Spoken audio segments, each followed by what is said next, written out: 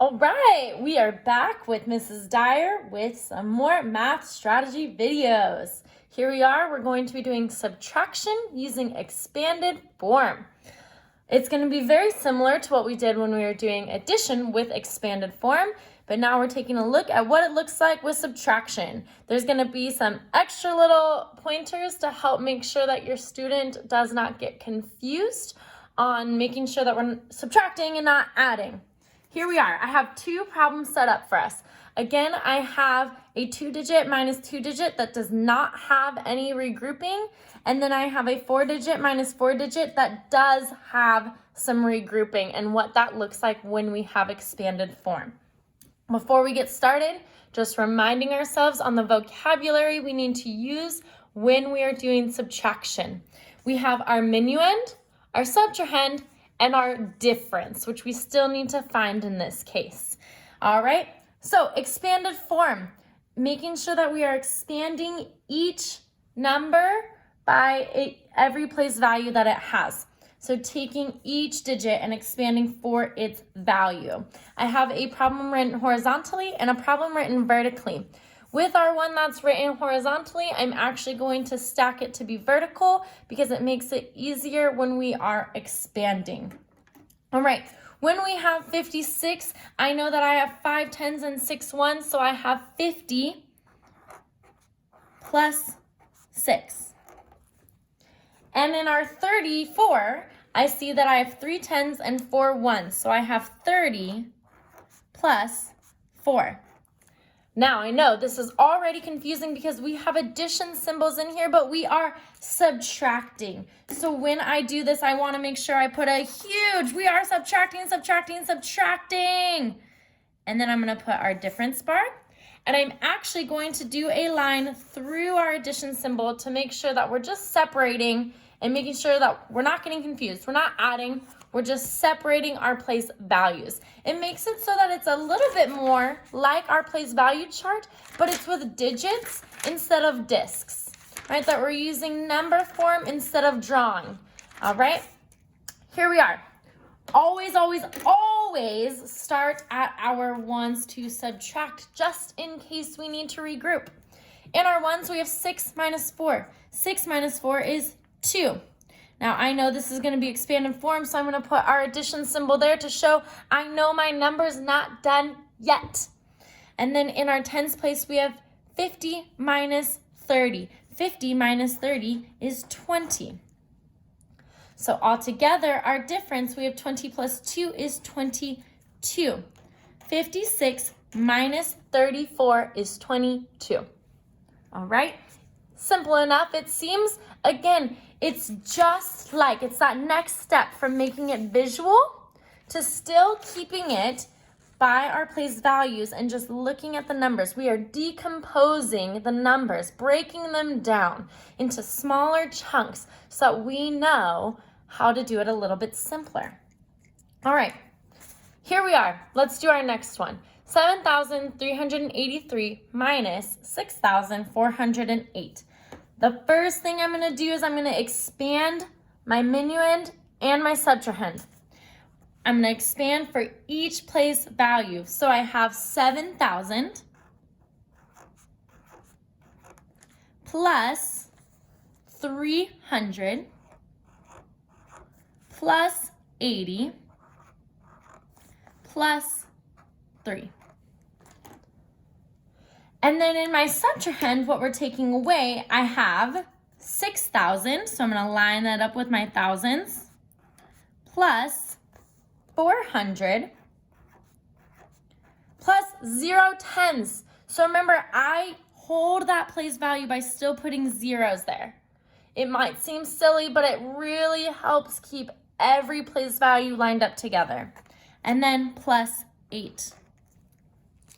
But hold on, we are subtracting, we are not adding, so I want to take away those addition symbols a little bit so that again, we're just looking at each place value and we are subtracting, subtracting, subtracting. All right, making sure that we're just looking at each place value in its digits. It helps break it down into those smaller, facts that we know and just holding those place values. All right, when we subtract, we always start at the ones. Here, we have 3 ones minus 8 ones. I'm gonna need to regroup.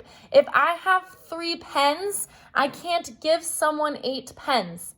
So I'm gonna come over to my 10s. These are like packs of pens, boxes of 10 pens. And I have 8 boxes. I have 80 pens all in boxes. But I'm just gonna open 1 box of 10. So I'm gonna split this into 70 and 10. Because 70 plus 10 is 80. I have 8 boxes of pens. Now I have 7 boxes with 10 pens in each, which is 70. And that other box of 10 pens, I'm gonna open up so that I can have the individual pens. Over in my ones now, I have 13 individual pens. I have my 3 that I had before, plus my 10 that I regrouped from my box that I opened up. So 13 pens minus 8 pens, or 13 ones minus 8 ones, is 5 ones. But I know that that's not all the pens that I have. That's just individual pens. Now I'm going to take a look at my boxes of 10 pens. I have a box, 70 pens that are in boxes, and I'm not giving anybody any pens. I get to keep all of those. So I have 70 pens in boxes, right? They're in boxes of 10s. Now, that's not all though, because also in my shipment, I have cases of pens that they come in a case of 100. And I have 3 of those box cases, so I have 300 pens. But a store ordered 4 cases or 400 pens that they want all together in those cases. But I don't have enough cases of pens to give them. I only have 300 pens and they want 400 pens. So I have to regroup again. I'm gonna come over to the big palette of pens that's all wrapped up with that saran wrap, and that has 1,000 pens in each one. Now, I don't want to have to unwrap every single palette of pens that I have when I have 7 of those palettes that have 1,000 pens in them. I just need to open 1 palette of pens. So instead of having 7,000 pens in saran wrapped palettes, I'm gonna have 6,000 pens. I'm still gonna have those 6 cases or 6 palettes of pens, and I have that 1,000 or that 1 palette of pens coming over here. 6,000 and 1,000 is 7,000, right? We're just redistributing. We're opening up that palette to then help out and open up those cases from the palette. So now, after opening up that palette of pens, I have 1,300 pens in cases, or 13 cases, right? 1300s, all right?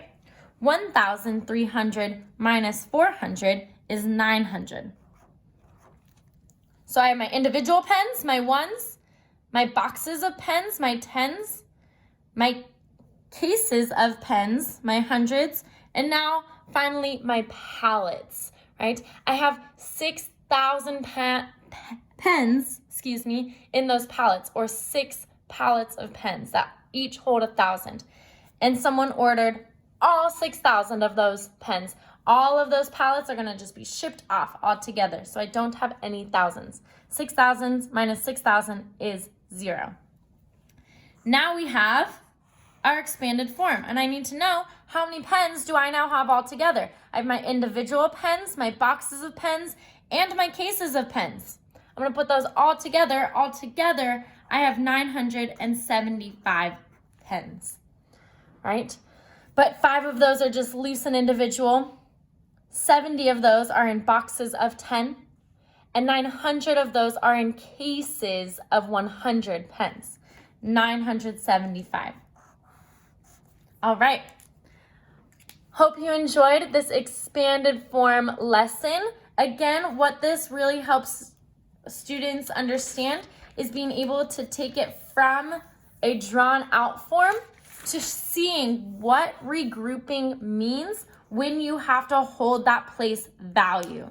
That we're taking away not just one from the thousands, we're taking a whole 1,000 away and adding that 1,000 over here. That we're not getting rid of any amounts anywhere. That this is staying the same. 6,000 and 1,000 is 7,000. We're just redistributing it. And I really like to use those real life kinds of problems about how, you can use anything, right? Individual cookies, boxes of cookies, especially in Girl Scout season, right? The individual cookies, the one box of tagalongs, then that whole case, and then this would be, again, that whole shipment that comes in the big stacks with all of those boxes and cases. All right. I hope you've enjoyed. Please continue to practice and really help students hold that place value. All right. See you later.